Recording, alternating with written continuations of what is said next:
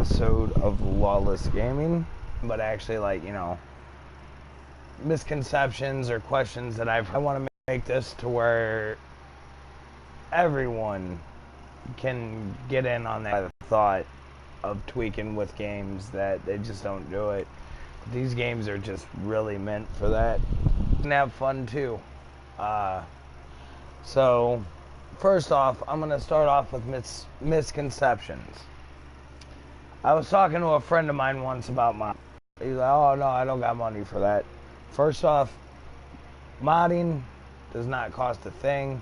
As long as you got internet and your game is up to date, you can get in on the action. It's not a paid service.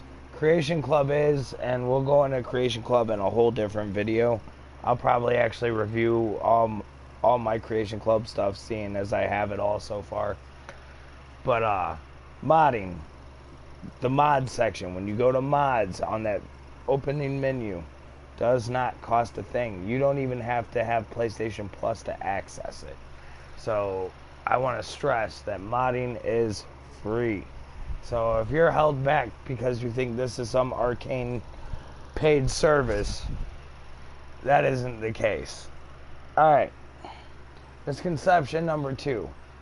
You have to be a rocket scientist to make it work, to get the load order to work, yada yada yada. You don't really. I mean, you can be pretty smart and do it. I mean, obviously it helps to be a little bit smarter. But I've seen people of pretty average, even below average intelligence figure this out. So I'm pretty sure, you know, like, if I explain it the right way, any one of you watching can get this.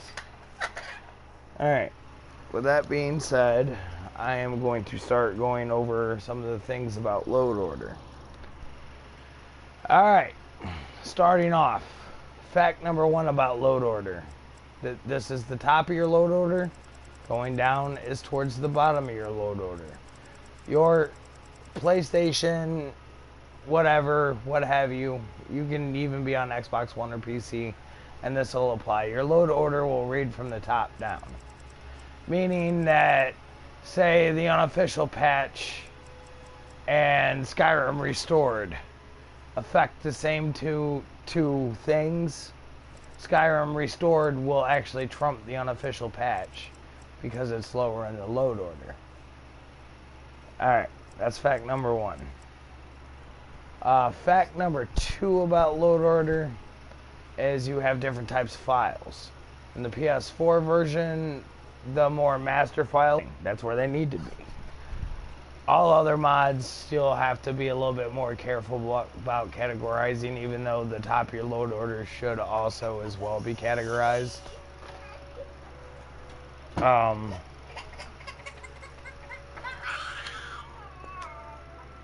about that, guys. I have a newborn son. I'm sure you guys out there understand. So if you hear him, his mom's feeding him right now. But anyways, getting back to the video, I'm going to go over how the mods work. First up, if you use the unofficial Skyrim Special Edition patch, keep that at the very top. And if you don't use the Skyrim Special Edition patch, you probably should. It's one of the better mods out there. It corrects a lot of things, makes a lot of smart changes to the game. You want that mod at the very top, above everything. Alright. Below it, any other, like, extensive patches. The one for my Creation Club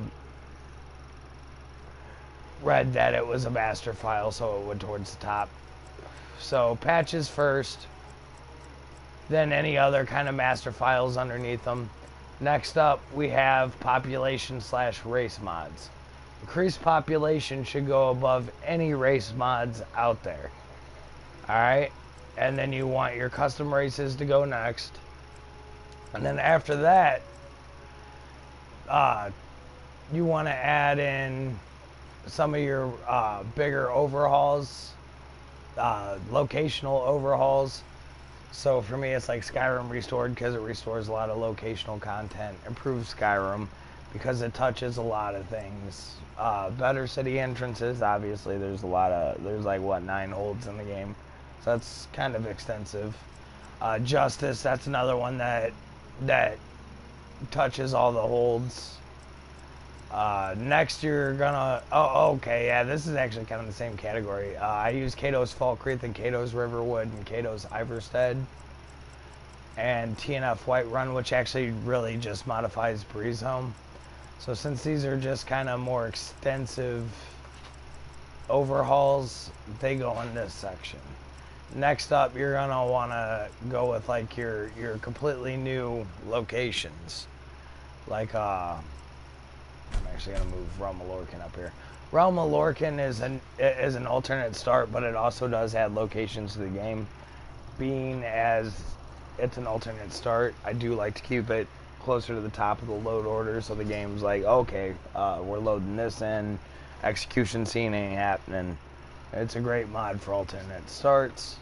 It's another one I highly recommend, but keep it high up in your load order, right under your overhauls. I would throw it in, and then I would put your other extra areas in.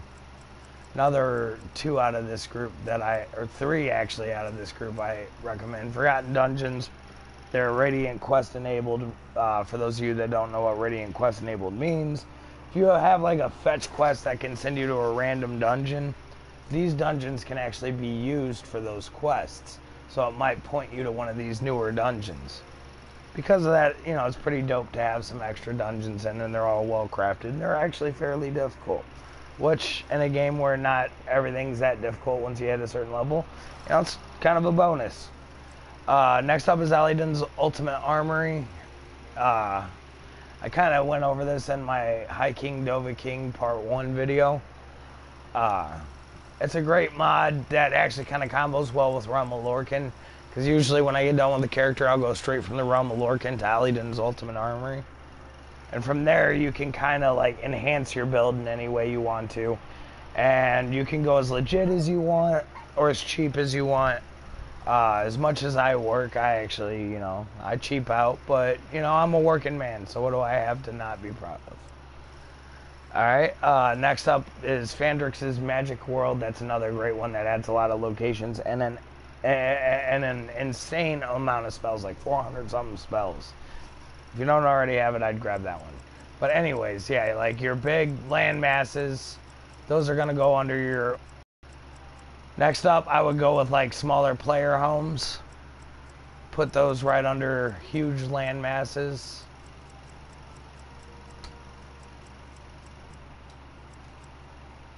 And then any kind of miscellaneous landscape changes, I would put at the very bottom of that.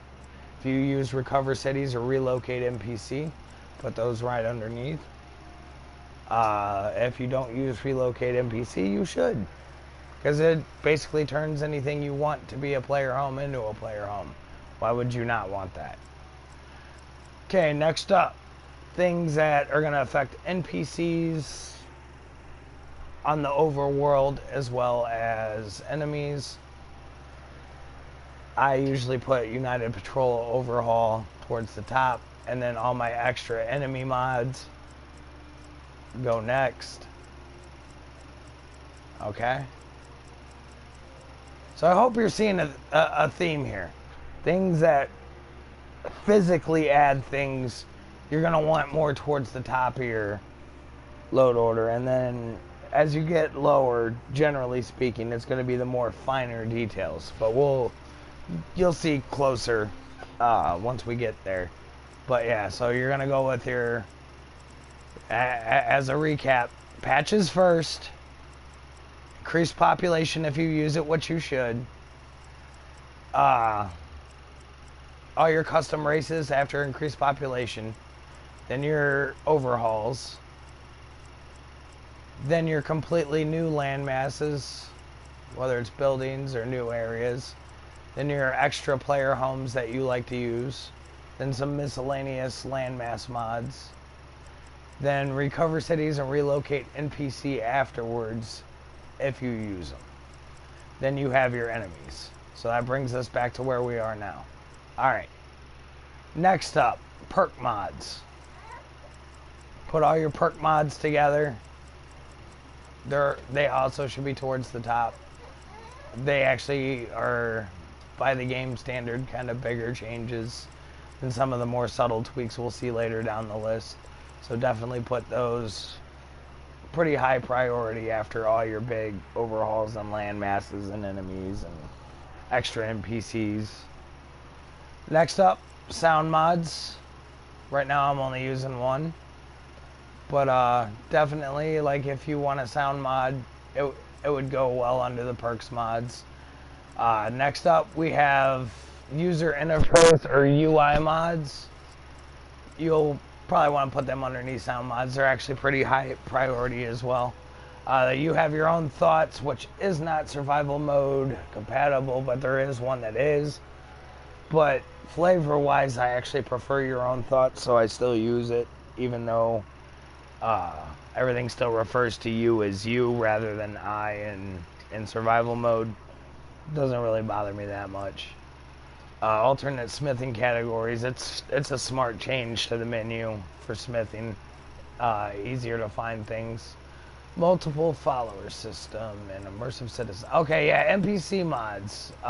As far as like robust, and by robust I mean extensive, and town. The only exception to this is obviously your population mod, because it has to go above the races, so it doesn't override anything with your custom races. But all your other NPC mods, put them here. Multiple follower system I put towards the top is robust. It adds a lot to the game because like you can literally run around with a party of like 5-6 people. Get a pet, conjure a few things, all of a sudden you've got an army. So multiple follower system's great. Immersive citizens, if you don't want them to act all the time, so I like them to act intelligent. When it rains, it's smart to go inside and not be in the market fucking buying goddamn bread in the rain. Business in Skyrim's pretty nice. It refreshes the merchant's inventory immediately, meaning they pretty much have infinite gold and inventory. But things get kind of mixed up between the refreshes, which, cool. It's a cool trade-off. I can deal with it. Marry anyone is still kind of technically an NPC mod because it affects who you can and can't marry. I don't know if you know this or not, but the reason you couldn't marry certain people in Skyrim was because of their voice type. So what this does is extend voice types to most of the different NPCs so you can actually marry them.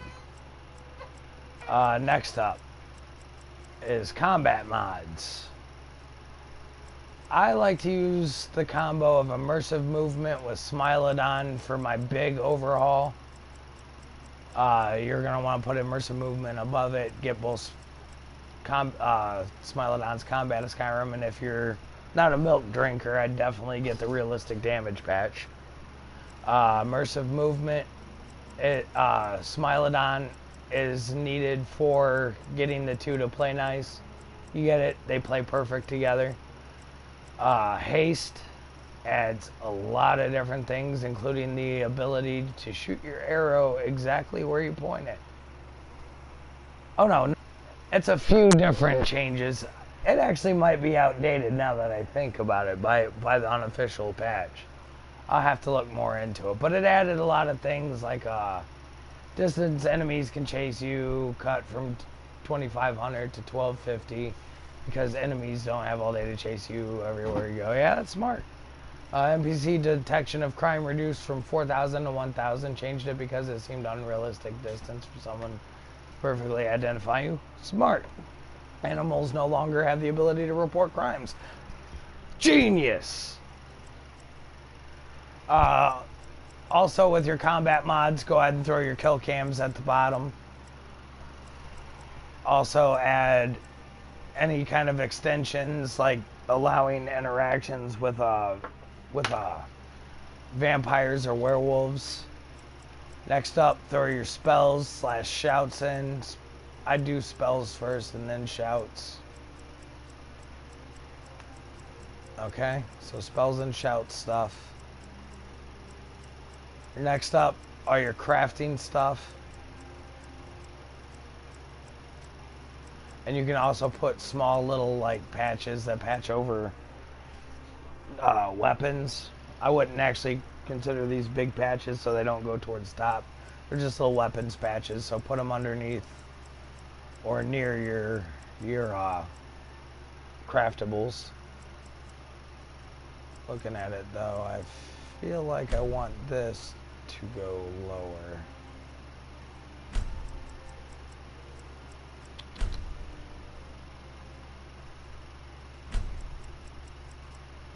Okay, yeah, craftables and your little patches.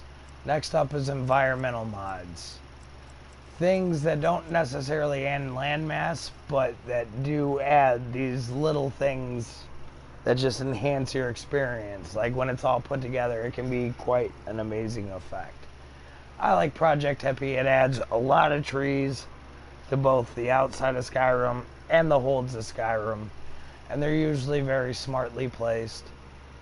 There's really not much more praise I can give Project Hippie. It's a great mod. Dense grass makes your grass look gorgeous.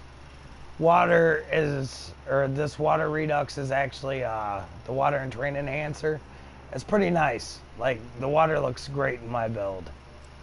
MA's combined bridge mod adds a lot of great mods together.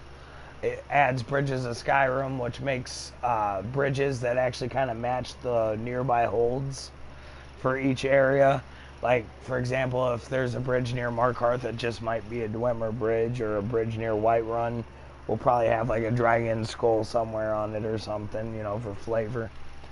So yeah, like, it's a great mod. It adds convenient bridges, which adds smaller scale bridges, kind of conveniently in different places for easy travels. And then Fallen Trees. Fallen Trees is actually kind of nice. It's more of a subtle bridge mod. It adds a lot of smartly placed fallen trees that look natural and add access to areas that you might not have had access to before. So this mod right here combines all three of those mods, and all three of the mods deserve a spot on your load order anyway, so you may as well get the combined version. MA also did another combined one. This one has Road to Morthal, which adds an extra road going into Morthal. Point the Way, which is better signposts, and they're more frequently and accurately placed. And Closed and Guarded Borders, which goes well with my other mod, and it adds like actual barricaded areas that are going to be guarded, you know, during Civil War and whatnot. Makes sense. MA also has a combined lamppost mod. It just combines this with Lanterns of Skyrim, but the two mods, like, they work together, but then, like, it feels like the spacing's inconsistent. Yeah, it adds more road lights and whatnot. I mean, it's cool, but the spacing is so inconsistent that it just bothers me. So you can get the combined one if you want. I chose just to get plain Jane Lampposts of Skyrim. Master of the Summit opens up paths, like basically carves paths through some of the mountains, and in some areas adds like little walkways and stuff. You know, rickety bridge walkways leading up waterfalls and whatnot. Makes it Skyrim a little bit more traversable. You still got to work to get to where you're going, but you just don't have to work quite as hard, and you know, that's alright with me.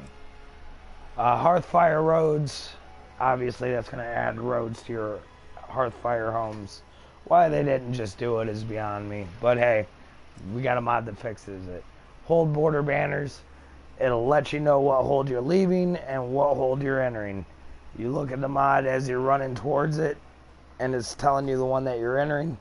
Once you pass it, look back at it, and it'll tell you the one you just left. Dope.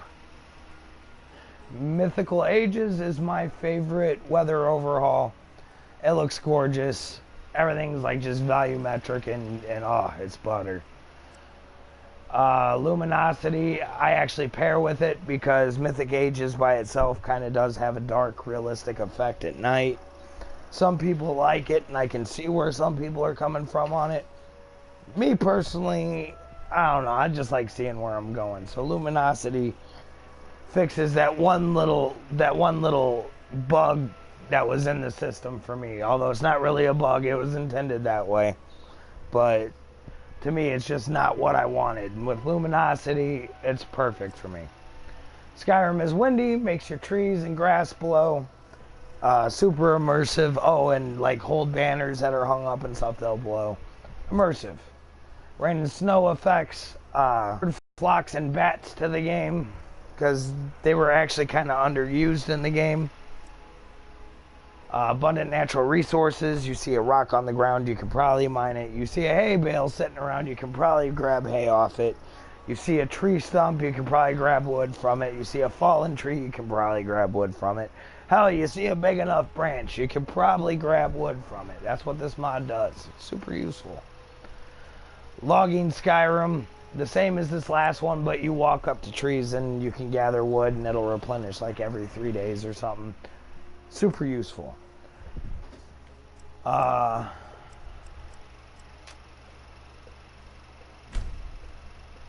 This should be higher up.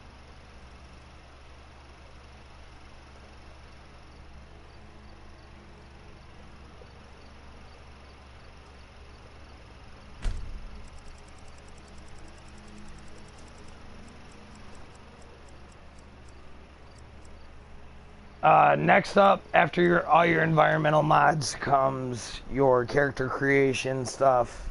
It can go pretty low on the load order. Some of it can actually be deleted after using, but I always leave mine on there, you know, for the new characters I make.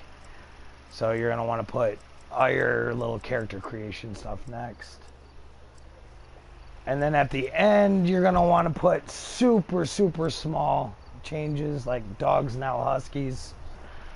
Turns dogs into huskies, and I use TLS FPS Performance Towns Ultra. Works great, especially on Riften. So yeah, that's pretty much it about the load order. So if you have any questions, leave a comment. If you like my video, like and subscribe. Thank you, and I'll catch you next time.